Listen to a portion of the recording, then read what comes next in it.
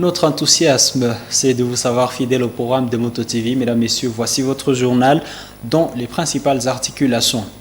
Enfin, les 11 corps des manifestants tués lors des manifestations anti-MONUSCO en ville de Butembo mardi dernier viennent d'être levés de la morgue de Matanda pendant ces heures vespérales.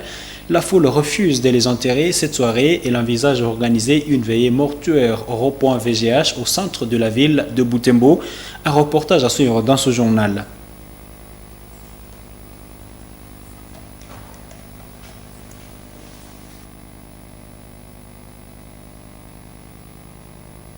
Lancement des travaux de réhabilitation de l'axe routier Bangouré-Jipa Ombole-Robinet Maïba jeudi 29 juillet 2022. C'est le gouvernement provincial du Nord Kivu qui supervise ces travaux sur un trajet de près de 160 km. Voilà tout pour les titres.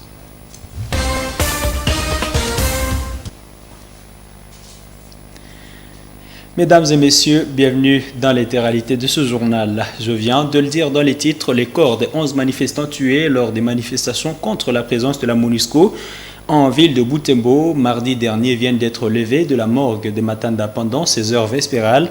Après une longue discussion le long de la journée pour déterminer les lieux où ils seront enterrés, la négociation qui a tourné autour de la libération de leurs dépouilles mortelles de la morgue de Matanda, la population refuse de les enterrer pendant ces heures vespérales.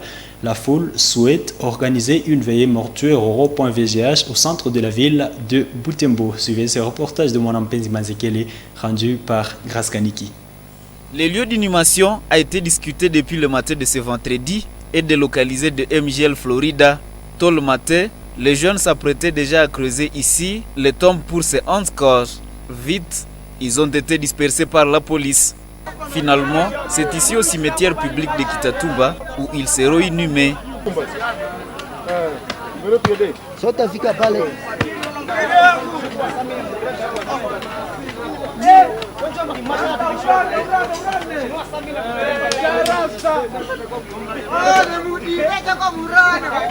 Toute la journée, les jeunes se sont dirigés au cimetière de Kitatumba pour apprêter les tombes. Mais le soir de ce vendredi, les corps viennent d'être levés de la morgue de Matanda sur la route en direction du cimetière. La foule s'arrête au rond-point VGH.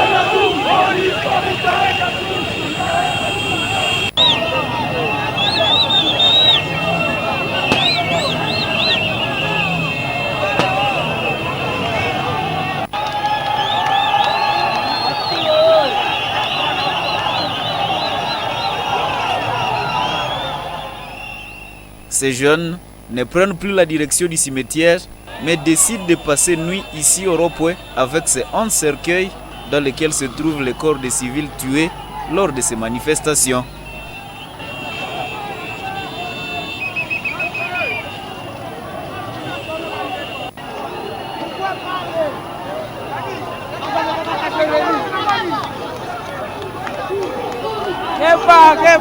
Quelques minutes après leur arrêt en ce lieu, la police est arrivée dans l'objectif de récupérer ces corps pour l'enterrement. Les jeunes ont riposté en lançant des projectiles. Jusqu'au soir de ce vendredi, c'est cette situation qui est vécue au rond-point VGH. Ces corps pourraient être mis à terre ce samedi 30 juillet dans la journée.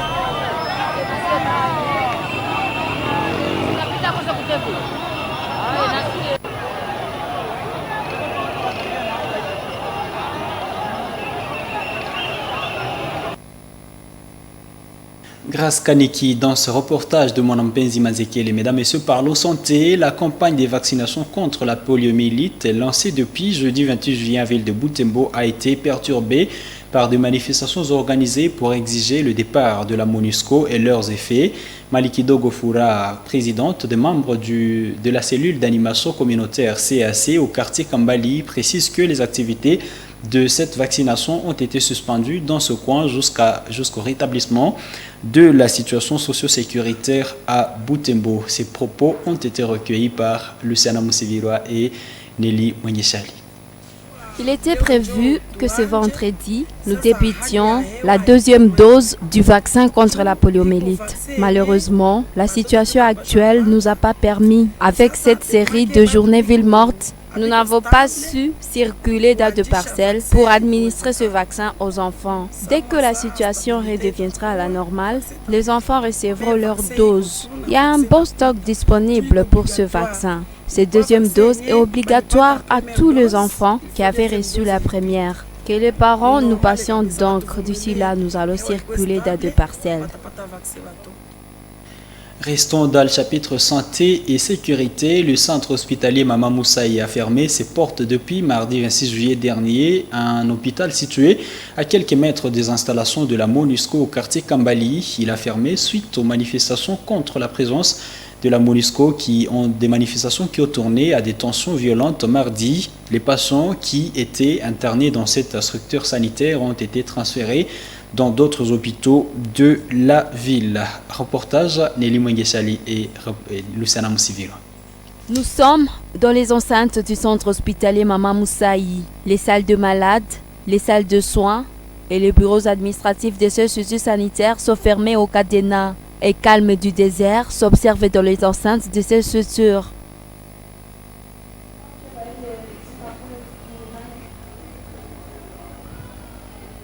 Charline, voisine de ce centre hospitalier, décrit la situation qui a vécu ici mardi des échauffourées violentes entre la MONUSCO et des manifestants. Ce jour, elle a vu dans un coin plusieurs courses de l'ambulance transférant des malades de ce centre vers d'autres structures sanitaires.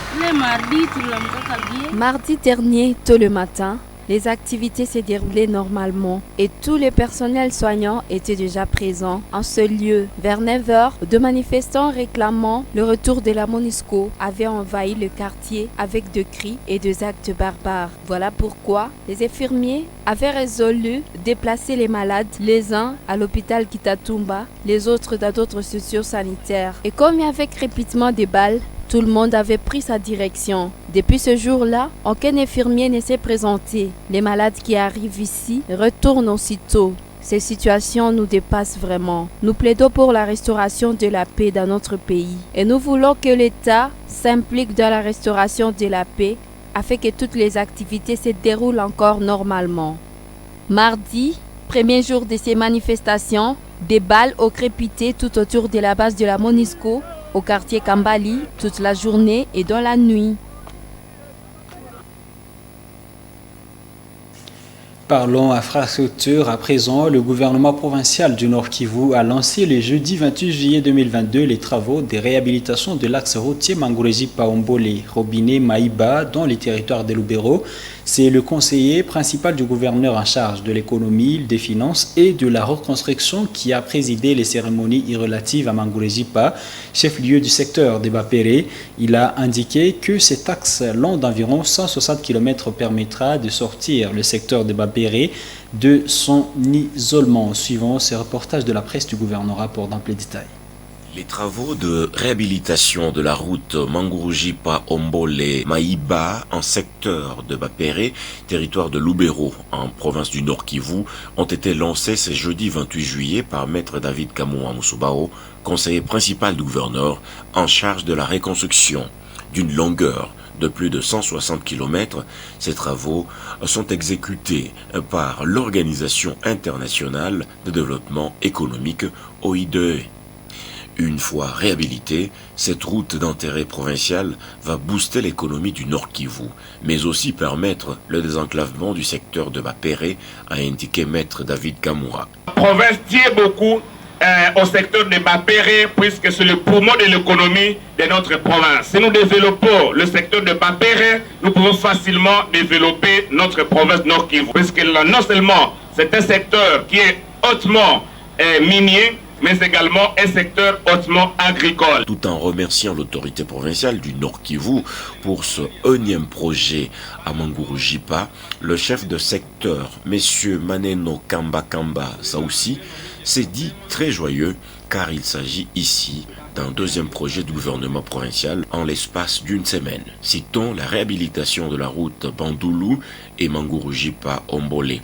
La réhabilitation de ce tronçon routier a été véritablement un soulagement pour tous les opérateurs miniers et agriculteurs de la place qui vont en profiter pour écouler leurs produits jusqu'au grand marché. Une visite d'inspection du tronçon récemment lancée par le gouverneur du Nord Kivu a clôturé le séjour de l'émissaire de l'autorité provinciale dans cette partie du territoire de Lubero. Il faut dire que l'administrateur, le colonel Kiwewa Alain, faisait partie de cette délégation. En Ituri, les victimes des crimes graves et des victimes des violences dans cette province peuvent désormais bénéficier d'une réparation à titre des dommages et intérêts. C'est dans ce cadre qu'une délégation du ministère de la Justice est à Bunia pour un état des lieux en vue d'amorcer ce projet du gouvernement congolais. Suivez ces reportages de notre confrère Joachim Pitoua depuis Bunia. C'est un ouf de soulagement pour les victimes de crimes graves et violences sexuelles liées au conflit en province de l'Ituri. Ces victimes, souvent oubliées notamment après les procès, seront désormais indemnisées. Le gouvernement congolais vient de mettre en place un fonds pour cette réparation, a dit Maître Viviane Kitete, conseillère du ministre d'État, ministre de la Justice. C'est après échange à Bunia avec le vice-gouverneur, les commissaires divisionnaires Alonga Boni Benjamin. C'est une vision de la justice transitionnelle dans le cadre de la campagne Tolérance Zéro du chef de l'État, qui est portée par sa distinguée première dame avec tous les experts des ministères ainsi que de la présidence et de la primature, pour que les victimes des atrocités, des conflits armés qui se sont perpétrés dans les pays puissent avoir tant soit peu une réparation, même communautaire et à titre individuel. Raison pour laquelle on est là, pour que la communauté elle-même définisse son modèle de réparation, pour qu'il y ait justice, qu'il y ait vérité et réconciliation, pour que nous puissions booster le développement de notre cher pays.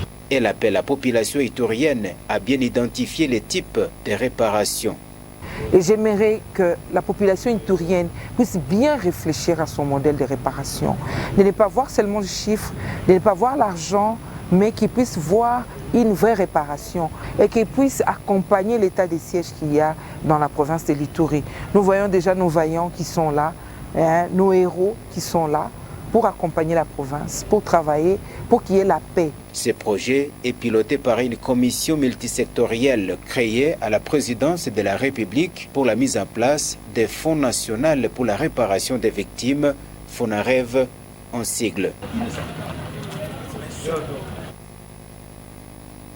Parlons sport sans transition, la Confédération africaine de football CAF a repoussé les dates des éliminatoires pour la prochaine Coupe d'Afrique des Nations CAN à Côte d'Ivoire 2023. Les raisons évoquées sont telles qu'il faut permettre aux nations qualifiées au mondial prochain de bien se préparer. La CAF, qui a reporté aussi la phase finale de la CAN en 2024, indique que des conditions météorologiques défavorables en Côte d'Ivoire sont à la base de ce report. Ainsi, les éliminatoires prévus pour septembre 2022 se joueront au mois de mars 2023 pour les Léopards de la RDC qui sont derniers de leur groupe. Après 2 journées avec 0 points, ce report permettra de mieux affûter leurs armes pour la double confrontation face à la Mauritanie au mois de mars 2023. Mesdames, Messieurs, c'est la fin de ce journal. Merci à vous qui l'avez regardé. Au revoir.